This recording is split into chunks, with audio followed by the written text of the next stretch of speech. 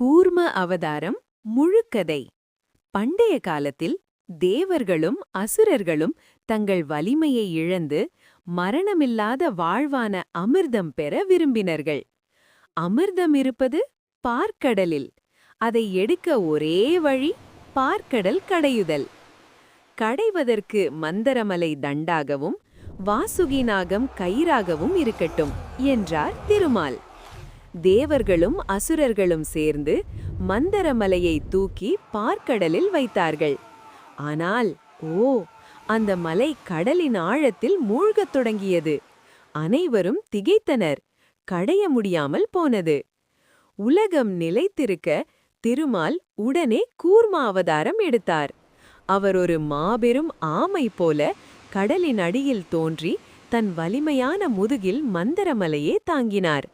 மந்தரமலை கூர்மனின் முதுகில் நிலை பெற்றது. அதன் பிறகு கடையத் தொடங்கியது.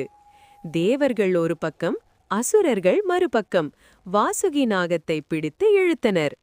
மந்தனம் கடைய கடைய பாற்கடலிலிருந்து பல அதிசயங்கள் வெளிப்பட்டன.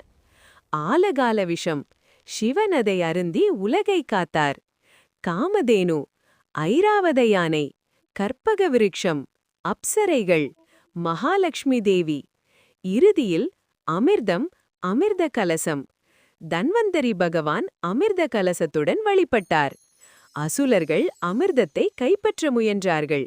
அப்போது திருமால் மோகினி அவதாரம் எடுத்தார். அழகிய வடிவில் அசுரர்களை மயக்கி தேவர்களுக்கு மட்டும் அமிர்தம் வழங்கினார். அமிர்தம் அருந்திய தேவர்கள் மீண்டும் வலிமை பெற்றார்கள். அதர்மம் அடக்கப்பட்டது. உலகம் மீண்டும் சமநிலைக்கு வந்தது. உலகம் நிலைத்திருக்க தெய்வம் கூட அடித்தளமாக நின்று தாங்கும். அதுவே கூர்ம அவதாரத்தின் மகத்துவம்.